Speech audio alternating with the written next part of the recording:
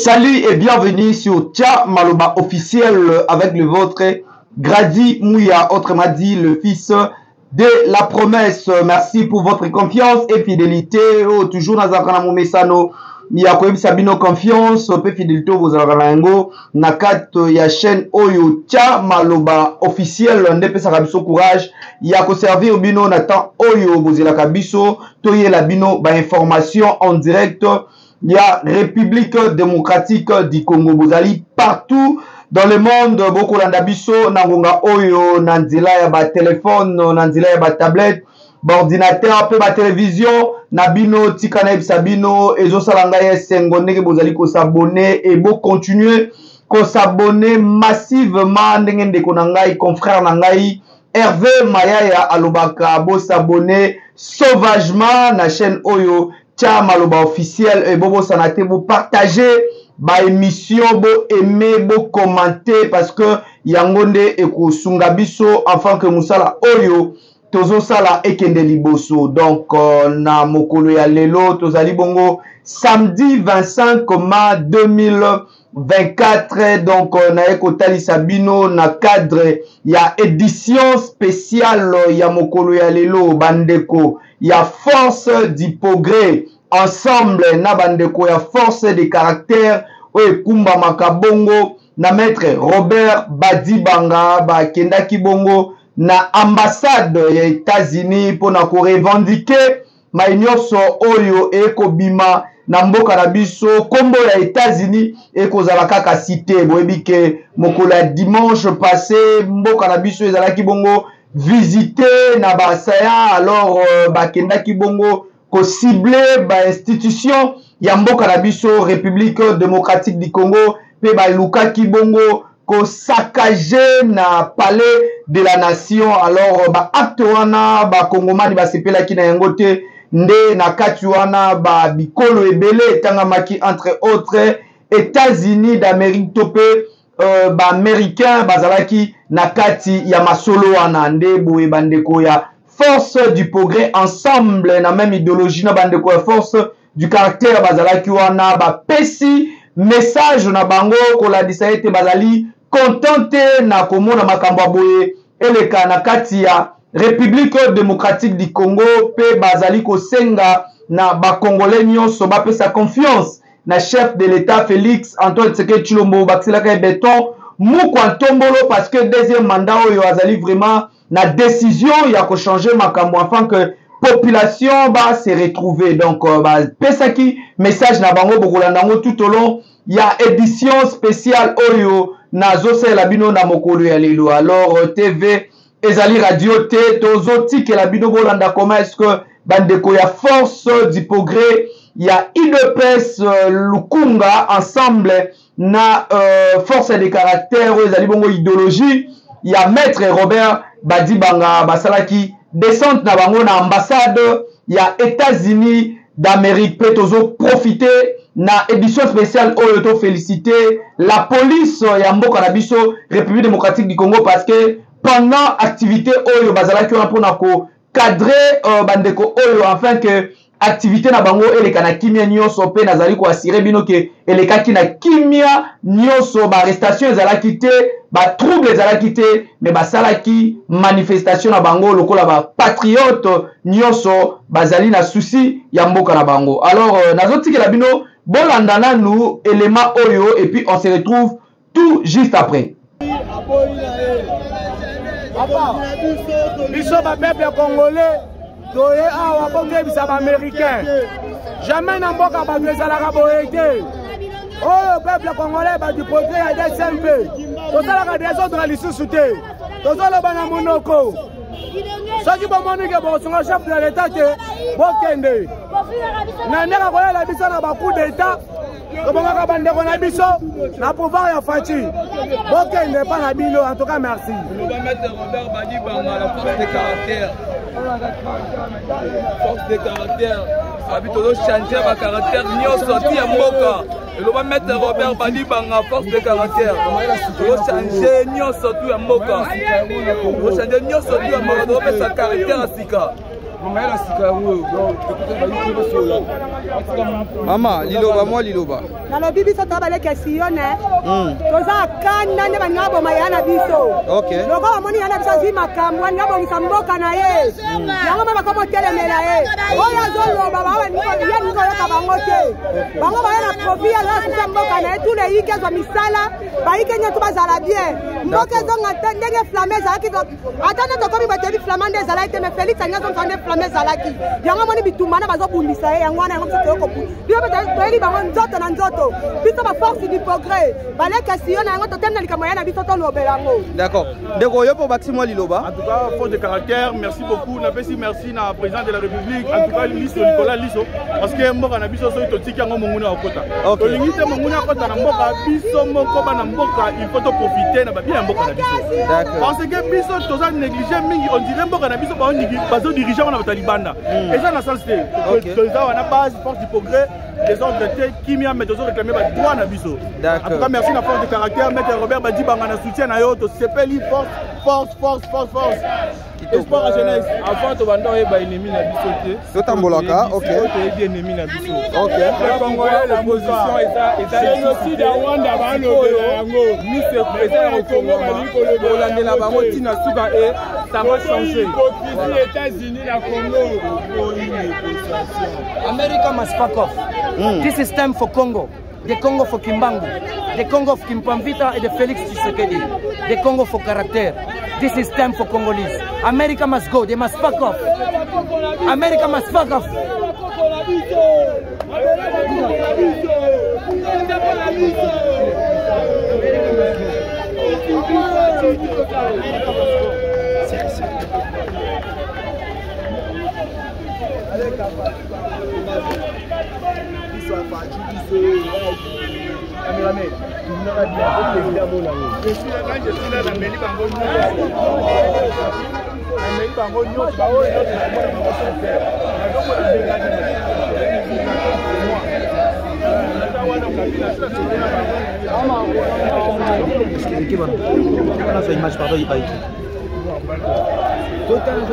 Excusez-moi, son président. Qui va son président? N'avez vu président,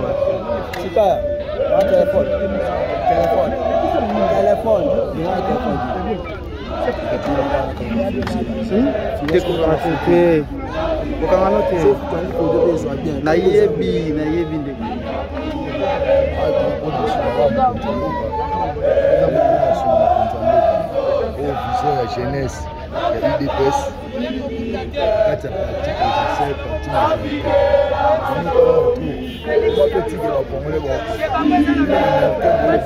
UDPS, est-ce que l'État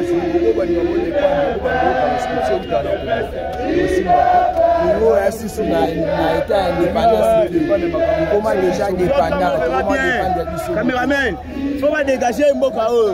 Si le temps il va compter la biso la mboka, tu as pas américain. Alors bon ma biso, alors ben l'autre côté.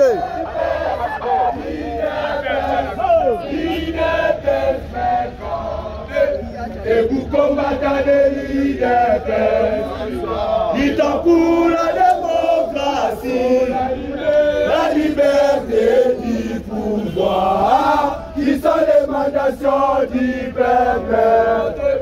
Debout combattant de l'IDPS, il t'en pour la démocratie, la liberté du pouvoir. Ils sont l'émanation du peuple. Oh, chantons IDPS. IDPS, IDPS, IDPS, IDPS, IDPS, IDPS, vraiment. IDPS, IDPS,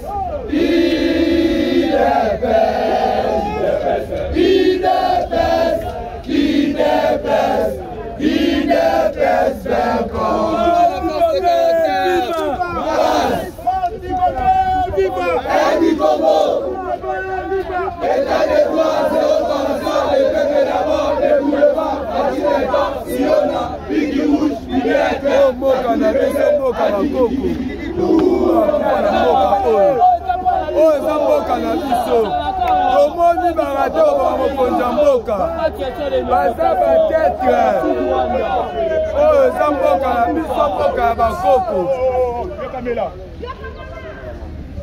Mémorandum, nous, jeunesse congolaise réunie au sein de la force du progrès de l'Union pour la démocratie et le progrès social, IDPS Tshisekedi, réitérant notre soutien inébranlable et notre loyauté indéfectible au président de la République, chef de l'État, son Excellence M. Félix Antoine Tshisekedi Tshilombo, et condamnons avec la dernière énergie la tentative de coup de force avortée, grâce à la vigilance et à la promptitude des forces armées de la République démocratique du Congo, FARDC, et les services de sécurité, perpétrés par des inciviques et ennemis de la République démocratique du Congo, la nuit du samedi 18 au dimanche 19 du mois courant.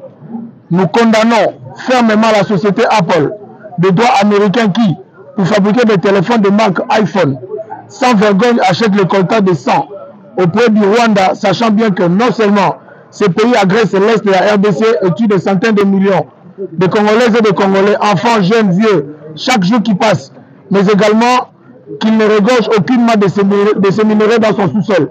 Dénonçons d'une part l'ingérence politique sous toutes ses formes dans la politique intérieure de la RDC, pays souverain et indépendant.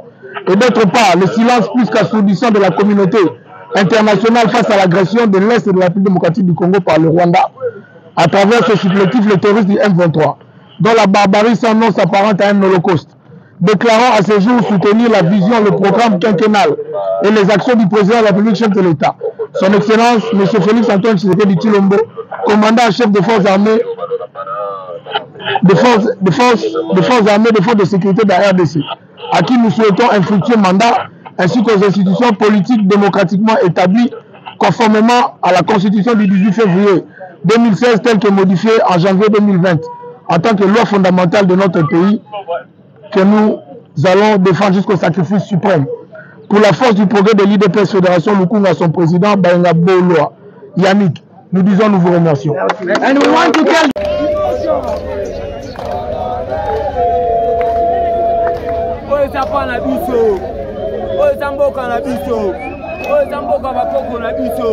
Boma pepe Congolais tika pati. Biso to fanda kawa. O zamboka na